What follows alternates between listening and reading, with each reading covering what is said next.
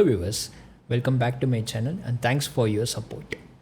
When it comes to running, one of the essential is to get a good pair of running shoes. With so many brands available on the market like Nike, Puma, Adidas, Brooks, Saucony, Hoka, New Balance, Asics, etc.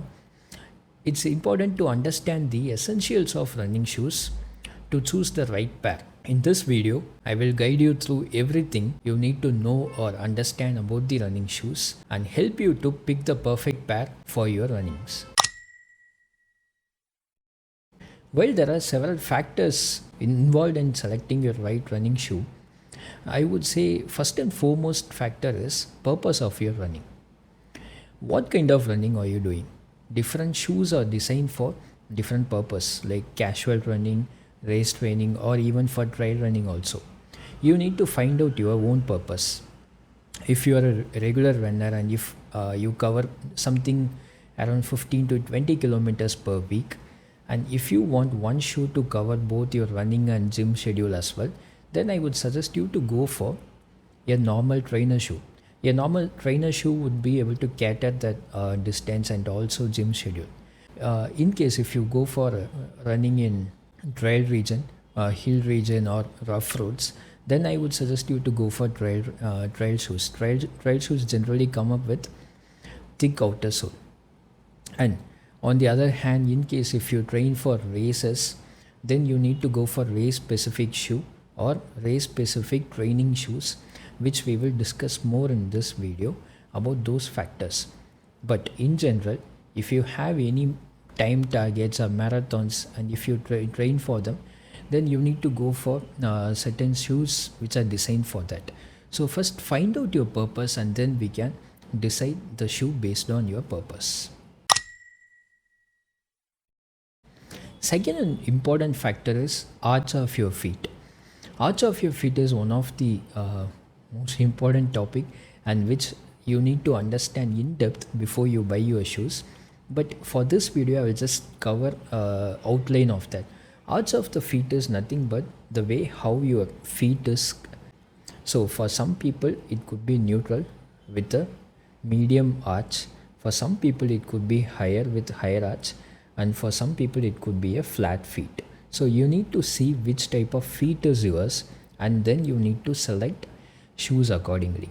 For people having flat feet, they may need to go for some support shoes because when you go on flat feet, there is a chance for entire body weight to be applied on this foot, and that could actually cause either pain or some serious impact.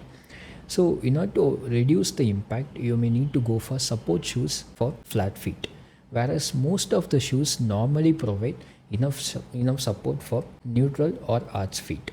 So before you buy your shoe, you need to understand what type of feet is yours, and then you need to decide either you need to go for support shoe or a neutral shoe. Needs to be decided based on your feet arch. Third important factor is distance. Distance that you plan to run can greatly influence your choice of shoes.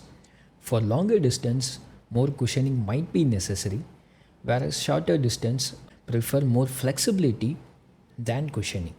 So it all depends on what distance you cover or mileage you put in your running calendar.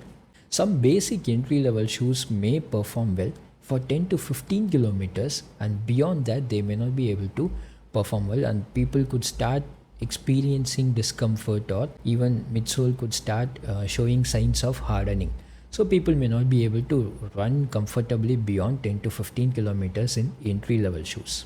When you go for mid-level shoes, they could perform well for 20 to 30 kilometers, and beyond that they may experience heat or hardening in order to go for full marathons or ultra.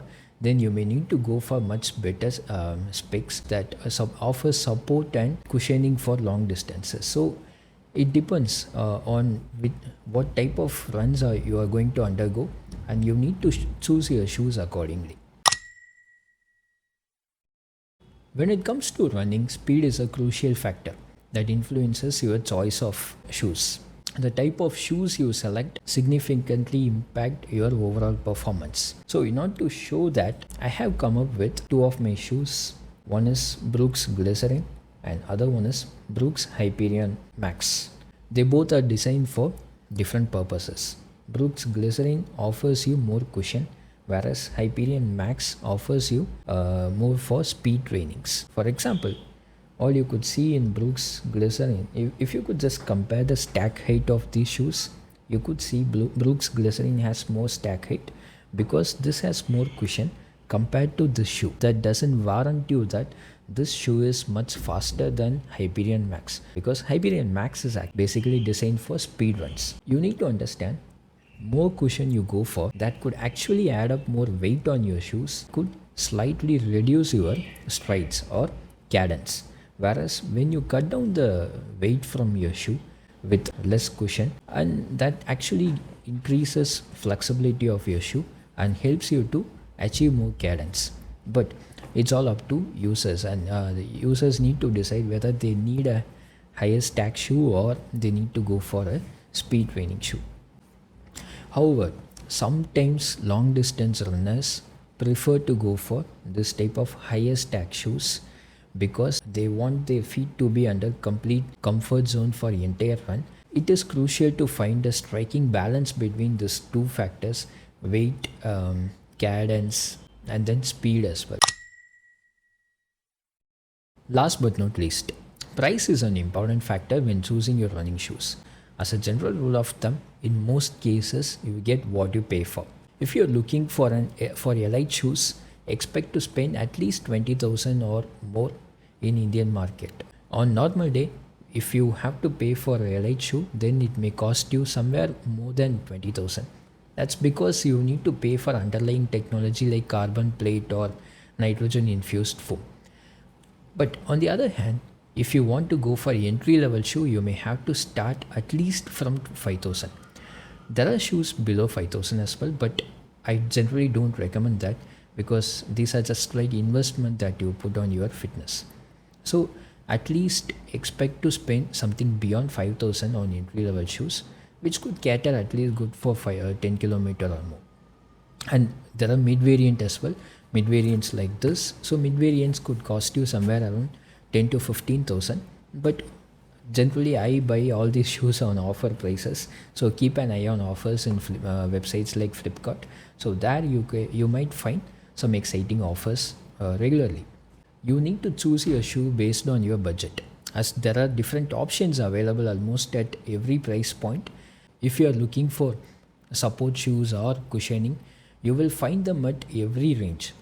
Even consider cushion shoes. So when you go for cushion at entry level, they might be using classic rubber based foam, whereas when you go for cushion at higher ranges, they may be giving you nitrogen infused foam. So you get what you pay for. Ultimately, everything depends on your budget, and decide what exactly you need based on the budget and all the other factors I have mentioned previously. Thanks for watching this video. I hope you might have found this useful. Please subscribe and support our channel. Thanks for watching.